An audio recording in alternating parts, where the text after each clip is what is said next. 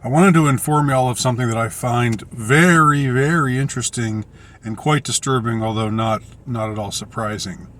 I just finished composing my latest Substack piece. It's entitled "Ukraine is the Deep State, semicolon. The Deep State is Ukraine." Over the course of writing that article, I was on the lookout for reasons that become clear if you read the article. I was on the lookout for a piece of media that I know is out there because I remember clearly having seen it. And that is a 60 Minutes interview with George Soros. And this was back in the late 90s. I think it was 1998.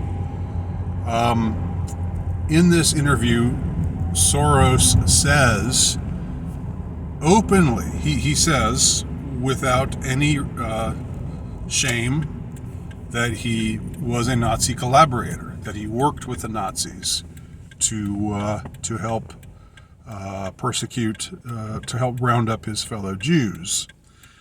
And Steve Kroft, who's interviewing him, says, "Do you feel any regrets about that?" And he says, "No, I feel no regrets about that. It was what I had to do to survive, and I did it, and I'd do it again." Now, this piece of media is really, really hard to find. I mean, really hard to find. Now, I found it. It's up on YouTube, but it was reposted by somebody who's obscure, and it only has 50 views, and it was posted like 11 months ago. So you look for this piece of media, this thing that should be, that's of great interest, that should because, it features a man who is powerful and influential and interesting, whether you love him or you hate him. I don't know how you could love him, but I guess, I don't know. I'm open to possibilities. But in any case, however you feel about George Soros, this interview is worthwhile. Is worth. It ought to be out there, and it's not. It's really hard to find. So I linked to it in the article, but what the piece that I linked to was again this reposting of the interview by some relatively obscure site, which with very, very, very few views. Now, what this reminded me of was when I was researching people talking about 9/11, and oh God, I'm blanking on the guy's name right now, but there were a couple of interviews just that you would think would be so important, that would just resonate through history, that they would stay up on the media forever. One of them involved, I'm trying to remember the guy's name. I don't remember his name right now, but he was somebody who was in George W. Bush's cabinet, and he told the story of how his wife, who was a media pundit, a conservative media pundit, kind of in the Ann Coulter vein, maybe not quite as much of a firebrand as Coulter was in her prime, but something along those lines. Blonde and pretty and very opinionated, and but this woman, the official story is that she died on the 9/11 plane that was headed for the Pentagon, that crashed into the Pentagon, allegedly. And so there's an interview with her husband, who was in Bush's cabinet, which there's an interview between him and Barbara Walters, like a few days afterwards, where he's recounting these supposed events that took place, and and how his wife called him from her cell phone, and said, they took over the plane, they hijacked the plane, and we're gonna try to rush the cabin, but I'll probably be dead. I'm probably not going to see you again. And he says we said our goodbyes, and it's just this heart-rending story, this very dramatic story with Barbara Walters of the queen of that kind of interview, that kind of emotional interview with a celebrity, and and you can't find this interview anywhere. I mean, it's out there, but it's not on the the network site. It's been obliterated. It's been shoved down the memory hole.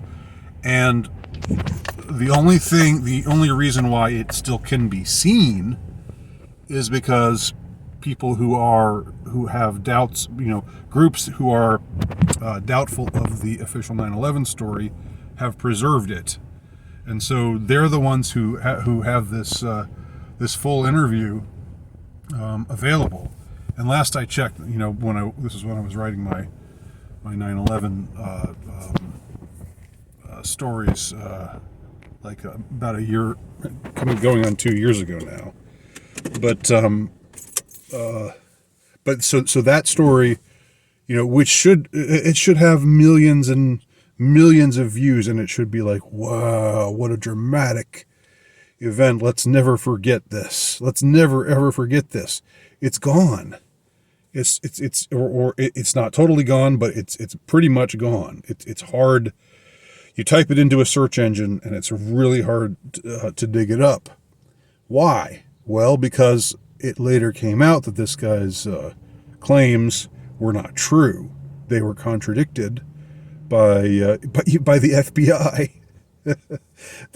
which showed that no calls were exchanged between this woman and her powerful husband. It just didn't happen, and so in order to preserve us from the embarrassment of this blemish on the official story, they've just made it disappear. Same seems to apply with the Soros 60 Minutes interview. I was amazed when I typed in George Soros, Nazi collaborator. I was amazed at how I shouldn't have been amazed maybe, but I just got, pages and pages of there's this, conspiracy theory, this right-wing conspiracy theory about George Soros collaborating with the Nazis, and it's not true. It's not true. It's not true. Don't believe it. It's not true. Just page after page after page after page of this. But it is true. He said it. What is the media tries to contradict. They are so shameless that they actually attempt to contradict what was plainly said in this 60 Minutes interview. I mean, 60 Minutes. This is I don't know if it's still on. And if it is, it's probably not worth watching. I don't know if it was ever really worth watching. It was always pretty much just propaganda. But I think sometimes the truth would sneak in, a time or two. And this time was certainly one of those times. This was in the late 90s, before people really knew George Soros' name. And it seems it's just amazing that the big tech wants to white knight for George Soros.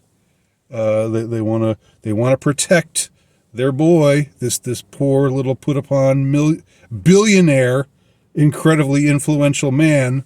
They want to protect him. They want to protect his legacy, and they want to shame you into thinking you're just a far right conspiracy theorist if you think that he was a Nazi collaborator, which He says he openly says it in this interview, which I'll link to below. Anyway, I just had to remark upon this. I know I'm naive, but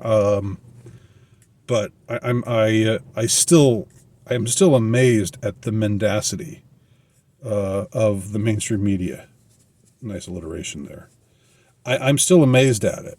It still boggles my mind that these people can be so shameless. Anyway, I hope you read my article too. I'll link to it below as well. Thanks for watching.